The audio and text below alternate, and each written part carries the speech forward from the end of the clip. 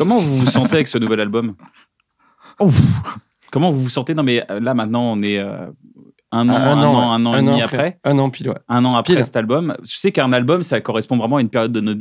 Totalement en phase. Ouais. Moi, en tout cas, personnellement, je sais pas ce qu'il faut dire, mais très heureux, totalement en phase. Et on a vraiment pu le défendre et on continue à le défendre sur scène avec plus de musiciens. Donc, il y a vraiment une évolution. En plus de l'album, je trouve qu'on a évolué aussi en live avec. Donc, c'est des rares fois où je suis encore content, au bout d'un an, de vraiment chanter les mêmes morceaux. Et je m'en suis pas lassé, quoi. Je me suis lassé d'aucun morceau sur scène, alors que ça pouvait me le faire des fois sur d'autres albums ou d'autres morceaux. Donc, vraiment bien, ouais, très heureux avec celui-là. Pas lassé non plus, toujours en phase, mais ça y est, là, je commence à être dans la phase où j'ai envie de nouveau. De repartir. C'est-à-dire, je renie pas l'ancien, là, mais je suis en mode, ah putain, là, je le sens que ça commence à germer. J'étais en vacances, là, il y a pas longtemps, et tu sais, au bout du 6e jour de vacances, tu commences à avoir des idées, tu dis, putain, ça ferait une bonne chanson si on faisait ça, et machin. Alors, ça, c'est un peu la technique de ton cerveau qui veut pas être en vacances.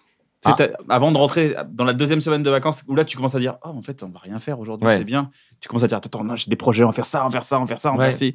Moi, j'ai ce truc-là, mais moi, je le vois pas comme un truc désagréable. C'est là où je trouve que mon cerveau, il est le plus brillant.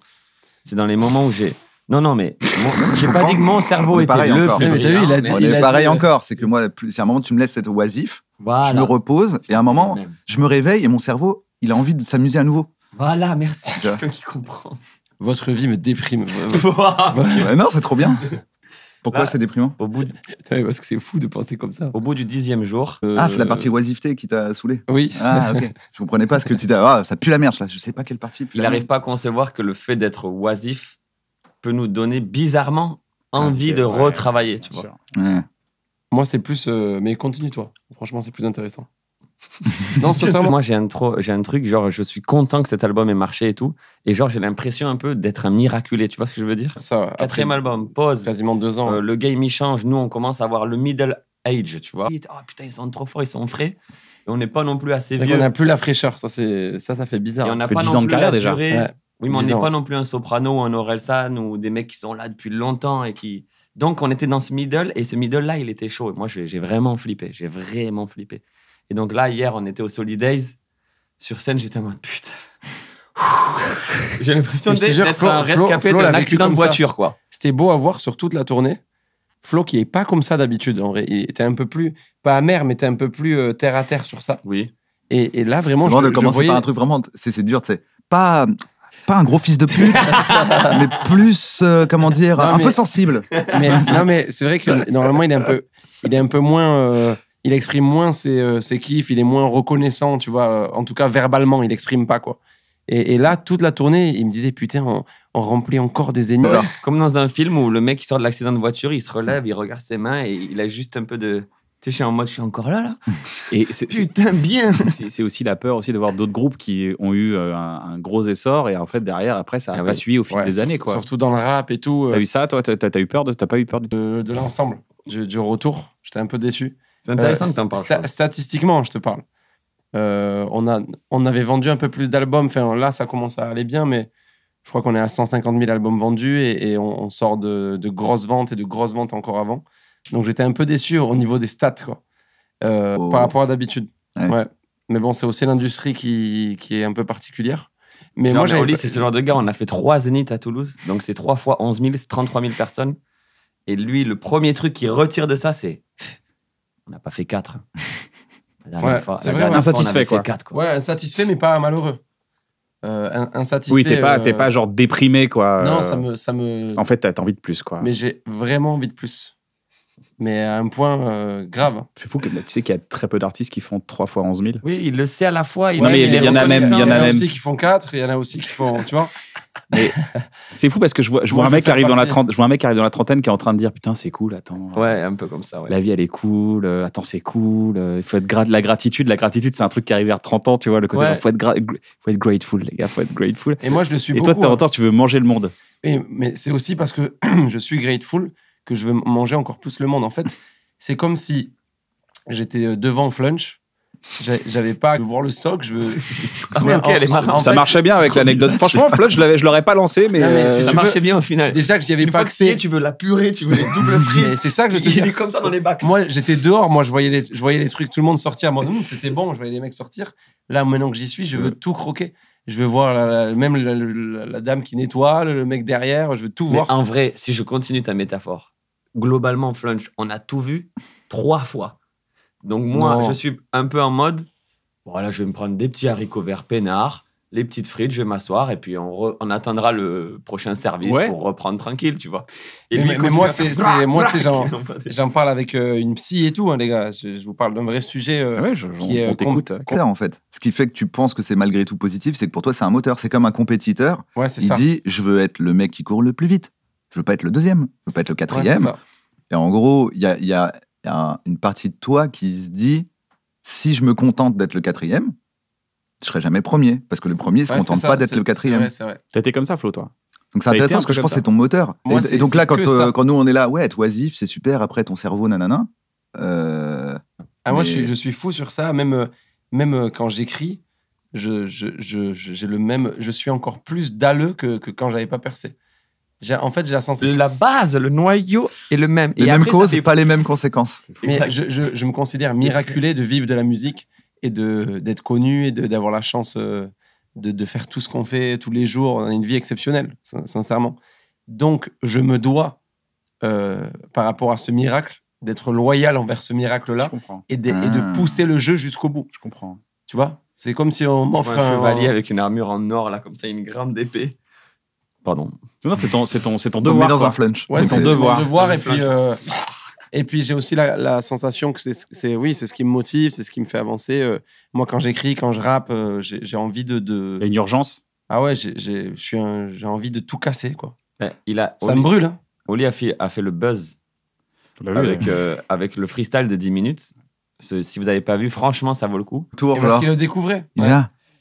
En fait, on devait le faire, à 2. Il est fort, mon frère. C'est ça. Mais on dirait vraiment qu'à un moment, il y a des moments où on dirait que t'es devant une œuvre d'art, c'est un peu genre, c'est de voir sous tous les. Je change de bord comme Anakin et moi je tords ta carabine. Ben oui, en plus, je le vois un peu comme mon élève, entre gros guillemets, parce que c'était mon petit frère de base. Donc au début, c'est moi qui lui apprenais les trucs.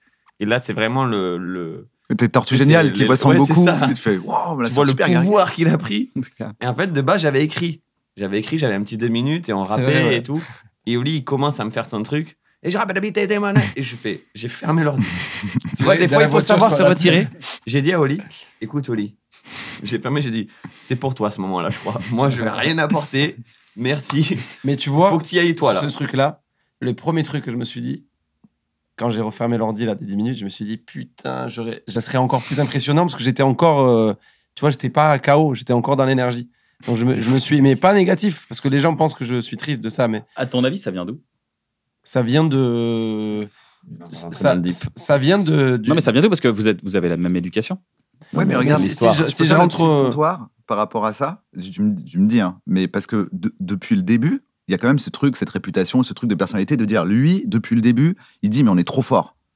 Donc nous, on va percer, c'est sûr. Moi, à l'époque où on s'est connus, t'étais en mode, rien de plus normal que ce qui nous arrive. Non, mais c'est pas vrai. Non, mais si, tu vois, ce personnage que t'as, le personnage de... Et alors, bah ouais, tu vois. Alors que toi, depuis le début, t'es là, tu dis, mais non, mais c'est pas mérité. Tu vois, genre, c'est une chance. Mais je le pense. Hein. Mais donc, du coup, c'est-à-dire que lui, bah, il se pose, même s'il a eu un coup de pression, il se pose en disant, bah, on a eu ce qu'on méritait. Et toi, tu dis, mais non, on n'est pas méritant. Il y a un syndrome de l'imposteur où tu dis, bah, faut toujours que j'ai 20 sur 20 au bac. J'ai pas le droit d'avoir 19. Je suis un imposteur. Oui, mais il y a aussi l'événement qui a eu lieu dans notre enfance, surtout pour toi. Je pense que c'est la base. C'est cet épisode qui fait que, à partir de là, nos 2 personnages, même s'ils viennent du même noyau, on n'est pas les mêmes super-héros à la fin, quoi. Moi, en fait, j'ai été vite confronté à la mort. Tu vois, j'en ai parlé une fois, mais c'est vraiment un événement qui a changé ma vie. J'étais ami avec une vieille dame qui est devenue comme ma mère. Et en fait, elle est décédée brutalement du jour au lendemain. Donc, je suis arrivé dans mon quartier, j'ai rentré d'école, il y avait une ambulance et le mec m'a dit, elle a fait une crise cardiaque. T'avais quel âge? J'avais 11 ans, 12 ans. 11 ans. Et du coup, il dit, on peut... Genre là, moi, ce matin, je me suis réveillé et je me suis dit, sincèrement, je me suis dit, je suis encore vivant, quoi. Je me suis réveillé, j'étais fatigué. Je me suis dit, je suis encore vivant, putain. J'ai pris la douche, j'ai dit, je suis en vie. Et j'étais content. Ça met une pression quand même le matin. Ce matin, je te jure, là, j'ai pris un taxi moto, ouais. J'ai regardé les gens et tout, je me disais, putain, ça tue une journée de plus, quoi. Et je suis dans ce mood-là. Ça tue d'être en vie. Oh, il est fort. Tu vois comment il est fou. Ça me change rien, en fait, parce que je suis déjà vivant, c'est déjà exceptionnel. Donc, j'ai aucune limite. Et du coup, tu veux être à la hauteur de reconnaissance dans l'investissement que tu mets dans les choses, reconnaissant envers la vie. Quand tu dis, pour moi, on en arrive là, il faut que je sois digne de là où on est arrivé. Exact. Si on parle rap français, j'y suis pas encore, mais que les gens disent, il y avait Oli aussi. Hein. Et encore, je me suis calmé. Moi, je suis tellement calmé aussi. Je me suis calmé.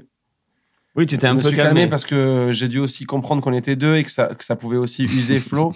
J'ai usé des gens de mon entourage.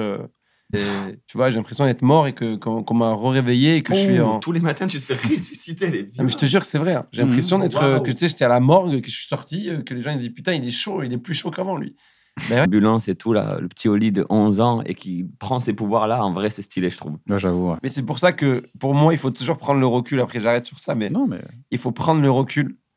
Et c'est pour ça que j'arrive pas à être triste sincèrement, profondément, et que j'en veux même parfois à mes amis. Je suis même dur avec les gens, tu vois, qui sont tristes ou qui se plaignent. C'est tellement, c'est genre, rien que scientifiquement et tout, c'est une dinguerie qu'on soit en forme. C'est fou qu'il y ait rien qui cramait un matin ou quoi, que ça n'a pas bugué, tu vois, notre... Je me dis, c'est une dinguerie. Mais est-ce que tu sens que ta vie s'améliore ? Tu sens que t'es pas en train de perdre le compte. Non, mais c'est intéressant de ça, de se dire, est-ce que je suis en train de m'améliorer ? Je suis en train d'aller, de me dire, ok, je vais de mieux en mieux. J'ai la sensation de m'enrichir. C'est plus calme, même je le vois avec mes proches. Tu le vois avec tes proches. Si t'es moins exigeant avec tes proches, ils doivent se sentir plus sereins du coup. J'ai évolué sur plein de choses. Ouais. Après, c'est dur de s'analyser comme ça. Faudrait que. Mais tes proches te le disent, doivent te le dire. T'es plus chill maintenant, c'est plus cool. Plus chill, ils me le disent pas. On n'en est pas encore à la phase plus chill apparemment. Mais c'est vrai qu'en tout cas, c'est le début du processus. En tout cas, j'apprécie plus de moments un peu posés. Flo, t'es carrément là-dedans maintenant. Flo, moi je suis 100% pas d'accord avec tout ce que vient de dire Oli, mais je trouve ça très beau et touchant. Mais ce qui est marrant, c'est que c'est un peu la même cause. C'est la même cause, mais vous réagissez pas pareil. Ouais. Tu vois, le côté, la vie, c'est un truc de ouf quand même. Ouais, donc, il a même pas lu ça. Non, moi je pense. Donc, de base, on n'a même pas choisi d'être là. Oui, voilà. Non, mais tu vois ce que je veux dire, c'est que moi, quand il dit en soi, être vivant, c'est déjà un truc de ouf, je dis oui, donc t'as pas besoin d'être le meilleur rappeur. Kiffe le truc de ouf qui est d'être vivant. Putain, trop fort. Tu vois okay. Pour moi, je dis oui, je suis d'accord avec toi. La clé, c'est là. T'imagines ? Tout un travail de psy J'arrête de 12 ans. Moi, ma réflexion, c'est le contraire. C'est de dire, on va tous mourir. C'est une chance, c'est trop bizarre, c'est une coïncidence incroyable, juste que je sois conscient sur cette terre. Donc, je m'en bats les couilles. Juste respirer, c'est déjà un truc de ouf. Viens, on kiffe. J'ai ça aussi, par contre. Si j'ai envie de dormir et de rien faire, je fais rien. C'est déjà un truc de ouf de pouvoir être chez moi à rien faire. Et moi, je me dis, c'est trop un truc de ouf pour juste être chez moi à rien faire, quoi. Ouais. Tu vois ? Alors que c'est censé être un truc de ouf, déjà. C'est vrai, tu dis, c'est déjà un truc de ouf de vivre. Si tu penses l'univers, c'est clair. C'est vrai. Pourquoi vouloir être le meilleur du rap français si déjà être une fois que la musique, c'est subjectif. Il y a des artistes qui sont de légende que je n'aime pas et que tu n'aimes pas, alors que c'est objectivement de légende, quoi. Non, mais oui, ça, Jackson. C'est quand c'est Youssoupha qui dit même Dieu fait pas l'unanimité. Ouais. Classique cette phrase, putain. J'espère que cette émission vous a plu. N'hésitez pas à vous abonner à la chaîne si ça vous a plu. Si ça vous a pas plu, écoutez, on essaiera de faire notre mieux la prochaine. Si notre mieux ne nous plaît, c'est beau. Notre mieux ne vous plaît pas, écoutez, il y a plein d'autres choses à voir. Si votre mieux ne vous plaît pas, il y a pire. J'espère que ça vous a plu. Prenez soin de vous. À très bientôt et ne vous suicidez pas. C'est pour faire rigoler des gens.